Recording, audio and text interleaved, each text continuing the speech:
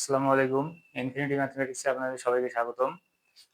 আজকে আমরা honours second year calculus 2 এই মেজর এবং নন মেজর কোর্স এর চ্যাপ্টার 1 ভেক্টরমান ফাংশন নিয়ে আলোচনা করব।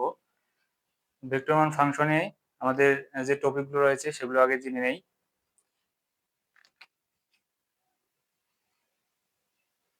প্রথমত এখানে আছে হচ্ছে ডোমেন নির্ণয়।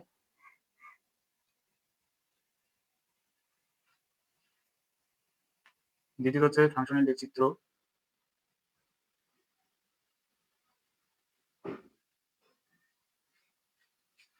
তিন নম্বর যে টপিকটি রয়েছে সেটি হচ্ছে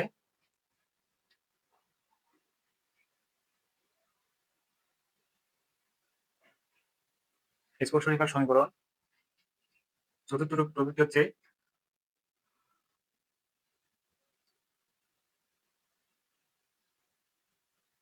পরামিতিক সমীকরণ। পঞ্চম টপিকটি হচ্ছে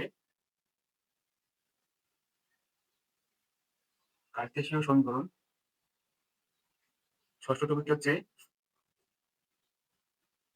ভেক্টর ফাংশনের চাপ দৈর্ঘ্য নির্ণয়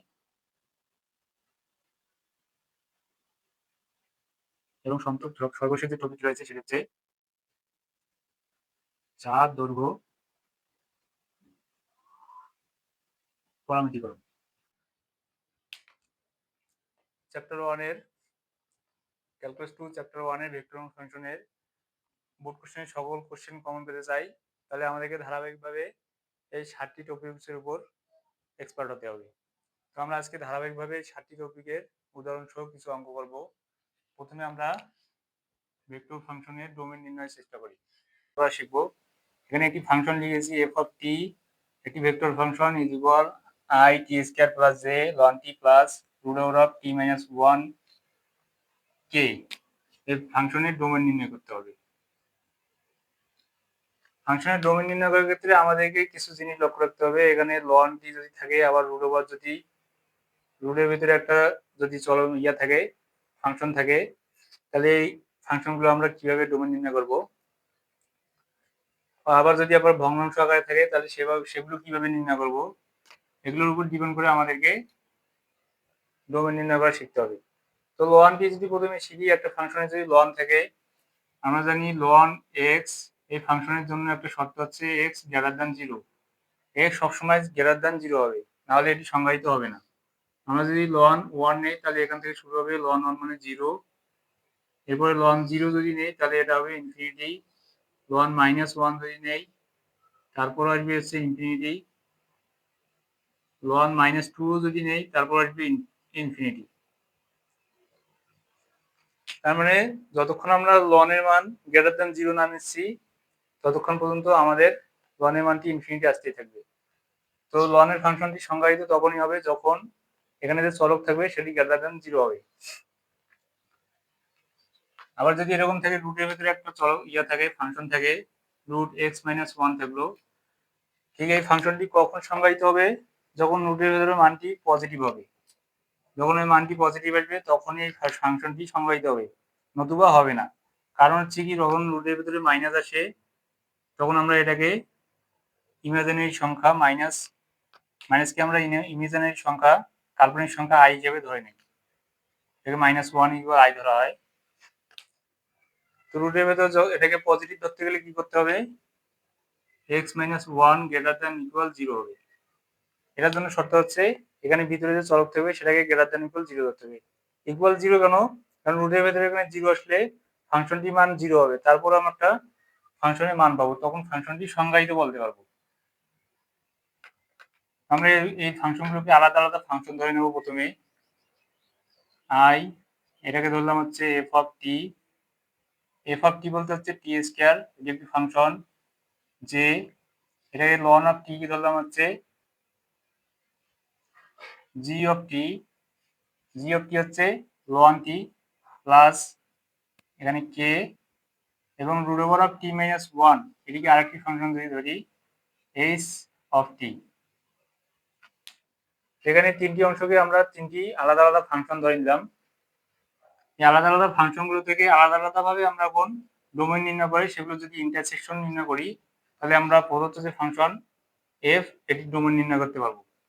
তাহলে এই ফাংশনগুলো আলাদা আলাদা করে আমরা এখন ডোমেন নির্ণয় করব। এখানে প্রথমে এফ অফ টি যদি ডোমেন নির্ণয় করি, F of T is equal, F of T হচ্ছে কোন ফাংশন? এফ অফ টি হচ্ছে টি স্কয়ার, এই ফাংশনটি। এই ফাংশনটি কখন সংজ্ঞায়িত হবে? টি এর মান আমরা জানি না কোনো, এই ফাংশনটি সংজ্ঞায়িত হয় 0 থেকে প্লাস ইনফিনিটি, 0 থেকে মাইনাস ইনফিনিটি, ভগ্নাংশ যে কোনো সংখ্যা নিয়ে নিয়ে কোনো, এই ফাংশনটি সংজ্ঞায়িত যে কোনো সংখ্যার জন্য সংজ্ঞায়িত হবে। তো আমরা লিখতে পারি ফাংশনটি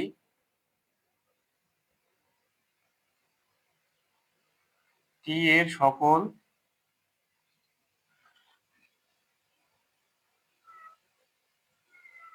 বাস্তব মানের জন্য সংজ্ঞায়িত। অতএব domain of F is equal কি হবে? All real number. এটাকে আমরা এভাবে লিখতে পারি মাইনাস ইনফিনিটি থেকে প্লাস ইনফিনিটি। তাহলে আমরা ডোমেন অফ এফ পাইলাম। এরপর একইভাবে ডোমেন অফ জি নির্ণয় করব।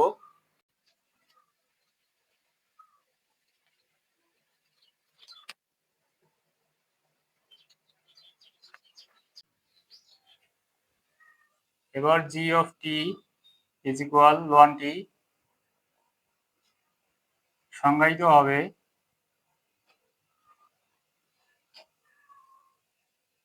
যদি, এখানে শর্ত আছে যেহেতু লনের ফাংশন, তাহলে টি গ্রেটার দেন 0 হবে। যদি টি গ্রেটার দেন 0 হয়, অতএব domain of G is equal কি হবে? টি গ্রেটার দেন 0, 0 থেকে শুরু করে প্লাস ইনফিনিটি পর্যন্ত। তাহলে 0 থেকে শুরু করে প্লাস ইনফিনিটি পর্যন্ত যতগুলো সংখ্যা আছে সবগুলো সংখ্যা হিসেবে এই যে জি ফাংশন আছে সেটির ডোমেন। এবার যদি আমরা এইচ অফ টি এর ডোমেন নির্ণয় করি, H of T is equal to root over of T minus 1। এটি সংজ্ঞায়িত কখন হবে? সংজ্ঞায়িত হবে যদি, যেহেতু এটা রুটের ভিতরে একটা ফাংশন, সেটিকে আমাদের কি করতে হবে? গ্রেটার দ্যান ইকুয়াল 0 ধরতে হবে। যদি টি মাইনাস 1 গ্রেটার দ্যান ইকুয়াল 0 হয়, এখান থেকে আমরা লিখতে পারি, যদি উভয় দিকে যদি প্লাস 1 যোগ করি তাহলে টি গ্রেটার দ্যান ইকুয়াল 1 হবে। যখন টি এর মান গ্রেটার দ্যান ইকুয়াল 1 হবে, তখন আমরা এই ফাংশনটিকে সংজ্ঞায়িত বলতে পারবো। তাহলে domain of H is equal, greater than equal থাকলে আমাদেরকে থার্ড ব্র্যাকেট লিখতে হবে, ওটা গ্রেটার দ্যান ইকুয়াল 1 থেকে শুরু করে প্লাস ইনফিনিটি পর্যন্ত। আমরা কখন ফার্স্ট ব্র্যাকেট কখন থার্ড ব্র্যাকেট ইউজ করব ডোমেনের ক্ষেত্রে? যখন আমাদের গ্রেটার দ্যান ইকুয়াল থাকবে তখন ওটিকে থার্ড ব্র্যাকেট লিখতে হবে, আর যদি না থাকে, শুধু গ্রেটার দ্যান থাকে বা লেস দ্যান থাকে, তখন ওটাকে আমরা ফার্স্ট ব্র্যাকেটে লিখব। অতএব ডোমেন অফ এফ ফাংশনটির ডোমেন হবে, আমরা যে domain of F, domain of G এবং ডোমেন অফ এইচ যে নির্ণয় করলাম, এগুলো যদি ইন্টারসেকশন করি, domain of F intersection domain of G intersection domain of H, এগুলো ইন্টারসেকশন করলে আমরা এখন ডোমেন অফ এ পাবো। তাহলে ডোমেন অফ এফ পাইছিলাম কি? প্লাস ইনফিনিটি থেকে minus infinity intersection domain of G পাইছিলাম 0 থেকে প্লাস ইনফিনিটি পর্যন্ত। এরপরে ডোমেন অফ এইচ পাইছি হচ্ছে ইন্টারসেকশন 1 থেকে শুরু করে প্লাস ইনফিনিটি পর্যন্ত। ইন্টারসেকশন মানে হচ্ছে এগুলোর মিল। তো এগুলো থেকে যদি আমরা মিল অংশগুলো বের করতে পারি, কমন অংশটা যদি বের করি কিরকম হবে? এটিকে যদি একটা সংখ্যা রেখা কল্পনা করি, এটি হচ্ছে 0 বিন্দু। প্রথমে যদি প্লাস ইনফিনিটি নেই, 0 থেকে শুরু করে প্লাস ইনফিনিটি ঠিক এদিকে যাবে, এবং মাইনাস ইনফিনিটি নেই, সরি এখানে মাইনাস ইনফিনিটি থেকে প্লাস ইনফিনিটি। প্রথমে এখানে যদি মাইনাস ইনফিনিটি নেই তাহলে এদিকে আসবে, প্লাস ইনফিনিটি নিলে এখান থেকে শুরু করে এদিকে যাবে। এবার ইন্টারসেকশন হচ্ছে 0 থেকে শুরু করে প্লাস ইনফিনিটি, তাহলে 0 থেকে শুরু করে প্লাস ইনফিনিটি ঠিক এদিকে যাবে। ডোমেন অফ জি ঠিক 0 থেকে শুরু করে প্লাস ইনফিনিটি পর্যন্ত এদিকে যাবে। আবার ডোমেন অফ এইচ কি হবে? 1 থেকে শুরু করে 1 এর সমান হবে, এটিকে যদি এটি 1 হয়, এটি যদি 1 হয় তাহলে এই 1 থেকে শুরু করে এদিকে প্লাস ইনফিনিটি পর্যন্ত চলতে থাকবে। তো আমরা এখানে কমন অংশ কোনটি পাচ্ছি? এদিকে মাইনাস ইনফিনিটি পর্যন্ত কোনো কমন অংশ নাই, প্লাস ইনফিনিটি পর্যন্ত কমন অংশ পাচ্ছি। ঠিক প্লাস 1 থেকে শুরু করে একদম প্লাস ইনফিনিটি পর্যন্ত তিনটি ডোমেনের সরলরেখায় দেখাচ্ছে। তো কমন অংশ হচ্ছে প্লাস 1 থেকে ইনফিনিটি। তাহলে আমরা ওখানে লিখতে পারবো domain of F is equal plus 1 থেকে প্লাস ইনফিনিটি। এটি হচ্ছে অ্যান্সার। আমরা একটি ফাংশনের কিভাবে ডোমেন নির্ণয় করা যায় সেটি শিখলাম। এখন আমরা দ্বিতীয় যে টপিক রয়েছে একটি ফাংশনের লেখচিত্র অঙ্কন এখন শিখব। একটি অঙ্কের মাধ্যমে 2i cos t plus sin t যদি একটা ভেক্টর ফাংশন হয় তাহলে আমাদেরকে, এবং এখানে একটি শর্ত দিয়ে দিয়েছে, t এর মান হবে গ্রেটার দ্যান ইকুয়াল 0 থেকে লেস দ্যান ইকুয়াল টুয়াইস পাই। t এর মান 0 থেকে বড় অথবা সমান হবে, 2 পাই থেকে ছোট অথবা সমান হবে, এরকম একটা শর্ত দিয়ে দিয়েছে। তাহলে আমরা এর লেখচিত্র অঙ্কন করব। লেখচিত্র অঙ্কন করার প্রসেস পুরো মোটামুটি একই রকম। প্রথমে আমাদেরকে যে ভেক্টর ফাংশনটি দেওয়া থাকবে এটি থেকে প্যারামেট্রিক সমীকরণ বের করতে হবে।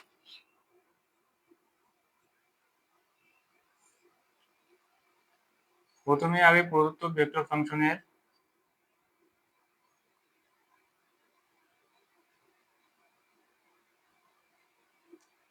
প্যারামেট্রিক সমীকরণ বের করি।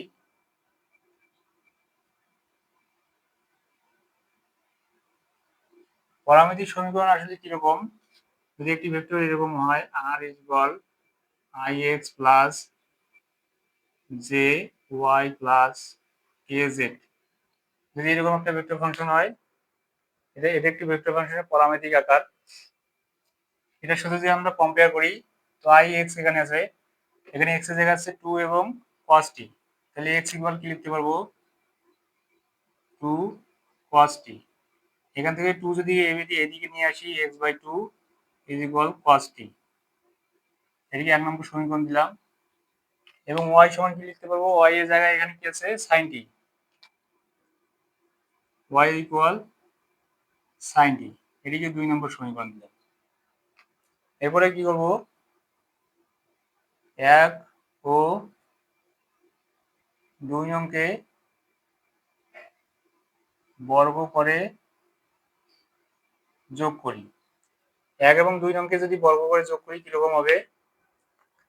1 নং হচ্ছে x²/2, এটি বর্গ করলাম, x²/2² প্লাস, এবং বাম দিকে আছে 2 নঙ্গের y² ইজ ইকুয়াল, ডান দিকে 1 নঙ্গের আছে cos, তাহলে cos² t প্লাস এখানে আছে sin, তাহলে sin² t। এখান থেকে আমরা কি লিখতে পারবো? x²/2² plus y² is equal sin² t ও sin² t plus cos² t, এর সমান হচ্ছে 1। তো এখানে আমরা 1 লিখবো। এদিকে আরেকটু সাজিয়ে লিখি, x²/2² প্লাস y² হচ্ছে 1², নিচে 1 আছে এবং এর উপর স্কয়ার দিলাম। স্কয়ার দেওয়ার পর একটা ফর্ম আসলো, এটা হচ্ছে উপবৃত্তের সমীকরণের একটা ফর্ম। উপবৃত্তের সমীকরণে আমরা জানি যদি এরকম হয় x²/a² plus y²/b² is equal 1, ঠিক এটিকে আমরা উপবৃত্তের সমীকরণ বলি। উপবৃত্তের সমীকরণে যদি এরকম হয় a গ্রেটার দ্যান 0, তাহলে b এর অক্ষ হচ্ছে x অক্ষ, আর যদি এরকম হয় a গ্রেটার দ্যান b যদি হয় তাহলে b এর অক্ষ হচ্ছে x অক্ষ, আর যদি a লেস দ্যান b হয় তাহলে b এর অক্ষ হবে y অক্ষ। তাহলে এখানে a এর জায়গা হচ্ছে 2 এবং b এর জায়গা হচ্ছে 1, তাহলে a গ্রেটার দ্যান 0, তাহলে এখানে b এর অক্ষ হবে x অক্ষ। এই একটি সমীকরণ তৈরি রাখি, 3 নং সমীকরণ। তাহলে আমরা লিখতে পারবো 3 নং সমীকরণ একটি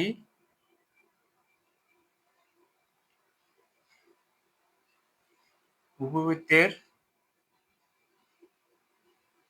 সমীকরণকে নির্দেশ করে। 3 নং সমীকরণটি একটি উপবৃত্তের সমীকরণকে নির্দেশ করে এবং এই সমীকরণের বিয়োধক কি হবে, যেহেতু এখানে a greater than 0, তাহলে বিয়োধক হচ্ছে x অক্ষ।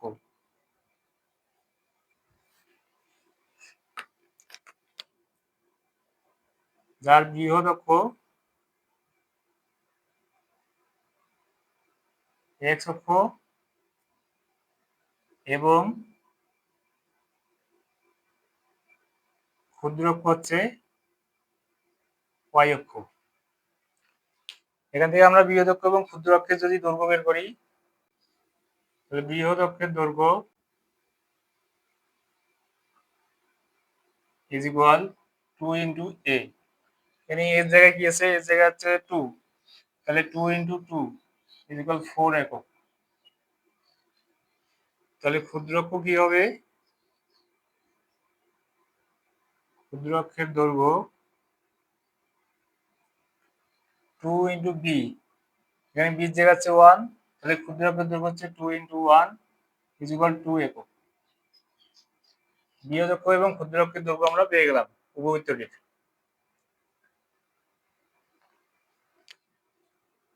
এরপরে 1 ও 2 নং এ t ইকুয়াল 0 বসিয়ে পাই 1 নং সমীকরণের পাইছিলাম হচ্ছে x square x by 2 is equal cos t, x by 2 is equal cos t। 1 নং এ যদি t ইকুয়াল 0 বসাই, তাহলে x by 2 is equal cos 0, তাহলে x by 0 is equal cos 0 মানে হচ্ছে 1। এখান থেকে x ইকুয়াল পাবো হচ্ছে 2, x এর মান 2 পেলাম। এবার 2 নং এ যদি বসাই t ইকুয়াল 0, 2 নং সমীকরণ ছিল এটি y equal sin t, y equal sin t মানে হচ্ছে 0, তো y ইকুয়াল sin 0 মানে হচ্ছে 0। এখান থেকে একটা ক্রমজোর পাইলাম, ক্রমজোরটা হচ্ছে x, y ইজ ইকুয়াল 2, 0, 2, 0।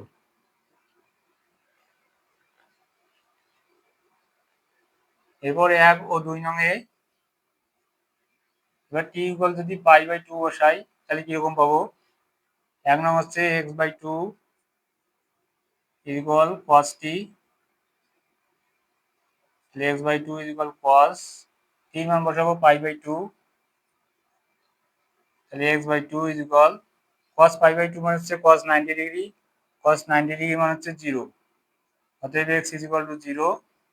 এবার 2 নং এ যদি t ইকুয়াল পাই বাই 2 বসাই, 2 নং হচ্ছে y equal sin t, y equal sin t এর জায়গায় বের হচ্ছে pi by 2, y equal sin pi by 2 মানে হচ্ছে sin 90 ডিগ্রি, sin 90 ডিগ্রি মানে হচ্ছে 1। তাহলে এখান থেকে আরেকটি ক্রোমোজোম পাইলাম, সেটা হচ্ছে ক্রোমোজোম হচ্ছে 0, হচ্ছে 1, x, y, আরেকটি ক্রোমোজোম 0, 1। এখানে ক্রোমোজোম যদি আমরা এখন এভাবে বসাই, ঠিক কিরকম ভাবে বসাতে হবে যাতে আমাদের বৃহৎ অক্ষের উপবৃত্তের বৃহৎ অক্ষ হয় 4 একক, ক্ষুদ্র অক্ষ 2 একক হয়, ঠিক এরকম ভাবে আমরা যদি এখন উপবৃত্ত অঙ্কন করি,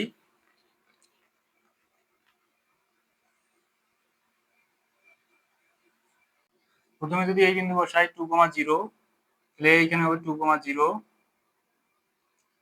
এবং আরেকটি বিন্দু হচ্ছে 0, 1, 0, হচ্ছে 1, এটি হচ্ছে 0, 1 বিন্দু। এবং উপবৃত্তটি ঠিক কিরকম হবে, এই বিন্দু যাবে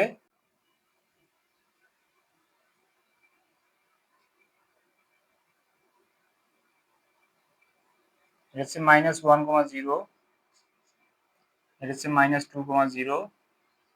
তাহলে আমরা উপবৃত্তটি পেয়ে গেলাম, যার বৃহৎ অক্ষের দৈর্ঘ্য হচ্ছে এদিকে 2 একক, এদিকে 2 একক, যোগ করলে পাবো 4 একক, এবং ক্ষুদ্র অক্ষ হচ্ছে এখানে 1 একক, এখানে 1 একক, যোগ করলে পাবো 2 একক।